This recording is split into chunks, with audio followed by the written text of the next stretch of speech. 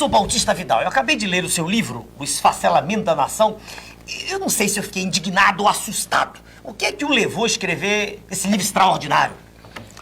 Eu não entendia, doutor Enéas, como é que um país mais rico do planeta, potencialmente rico, tinha seu povo na miséria e a nação inviabilizada no seu futuro. Então eu resolvi fazer uma análise global das políticas que levaram a isso e terminei constatando que elas têm origem externa e elas fazem parte de um conjunto harmônico que leva necessariamente ao desastre. Por exemplo, nós produzimos hoje, apenas com 13% do território, alimentos para alimentar 500 milhões de pessoas.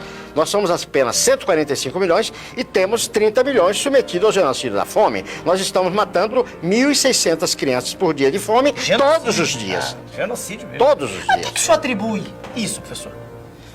Quer dizer, como é que nós chegamos a isso?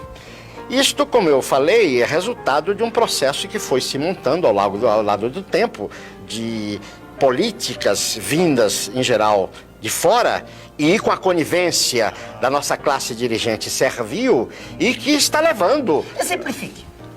Desculpe, é para os nossos telespectadores. Tem exemplos concretos? Vamos tomar no campo econômico. Isso. Por exemplo, o Brasil detém praticamente o monopólio do quartzo de primeira qualidade do planeta Terra.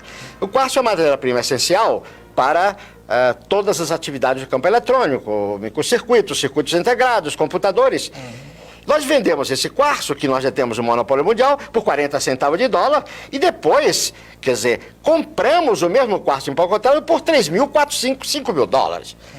A energia do Cury, um outro exemplo, nos custa 42 dólares, o preço internacional é 52, entretanto nós vendemos a 10, 12, 7. Sim, isso é imposto. É imposto porque nós aceitamos. Evidente. Que os dirigentes aceitam. Evidente. Professor, uma conversa que anda por aí, badalada, todo mundo fala, é a questão do Estado mínimo. Como é que o senhor vê isso?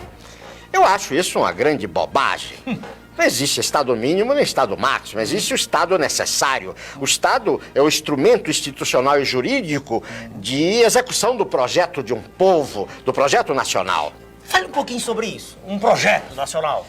Projeto nacional é uma questão de atitude. Nós precisamos parar de dizer não, não. Não à inflação, não à miséria, não à corrupção. Nós temos que dizer sim. Sim ao pleno emprego, sim à produção das nossas riquezas, ao progresso da agricultura, da indústria, da educação, da tecnologia. O oposto que está aí, né, professor? Exatamente o oposto. O oposto que está aí. Exatamente o oposto. Ainda, quando o senhor fala nisso, mostrando que o Estado tem que ser forte, quer dizer, né? Eu digo ao senhor o seguinte, essa história das privatizações não está inserida nisso, não? Não está dentro do contexto? Claro, claro. Porque ao mesmo tempo que as nações hegemônicas fortalecem os seus estados, eles querem destruir os estados das nações hoje dependentes. Então o processo de privatização está nesse contexto. Tem uns exemplinhos, Quer dizer, agora aqui, essas últimas. Essas duas, por exemplo, o caso da Uzi Minas, né? A Uzi Minas, que é a segunda mais eficiente indústria siderúrgica do mundo, né? Quer dizer, é um patrimônio de 15 bilhões com B de dólares, e foi entregue por um valor que não vale um gol usado.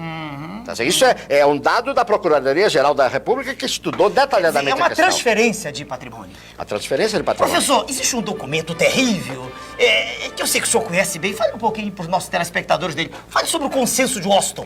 Bom, o Consenso de Washington sintetiza num documento onde todas essas ações.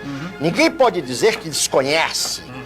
Porque isso está consubstanciado num documento onde a participação nacional foi nenhuma.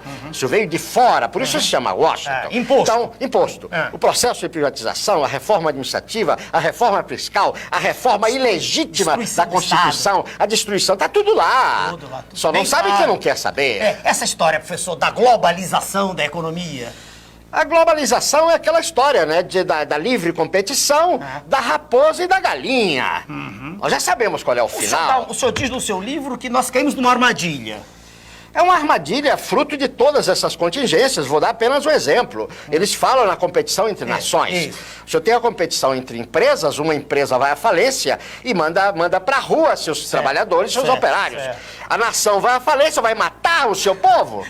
É o fim do humanismo. É o fim do homem, é o fim do humanismo, né? É o desastre Terrível. total, o Terrível. desastre total. Professor, a que é que o senhor atribui essa passividade da sociedade brasileira? Tudo sendo destruído, como diz aquele conhecido nosso, senhor Soberano, economia de cemitério, e a gente não vê uma manifestação gigantesca. A que é que o senhor atribui isso? O nosso povo é a grande vítima, não é verdade?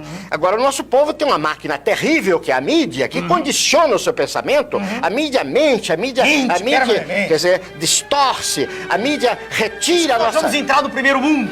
Diz que a mídia destrói a nossa autoestima, faz que nós não nos amemos a nós mesmos, Não nos respeitemos. destrói o conceito de nação, De uma família. coisa de família. Professor, é porque o nosso tempo está chegando. Uma coisinha de que eu quero que o senhor fale.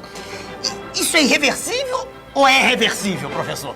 Enéas, Ah ou não, Esperança? enquanto houver um brasileiro vivo, nós vamos lutar.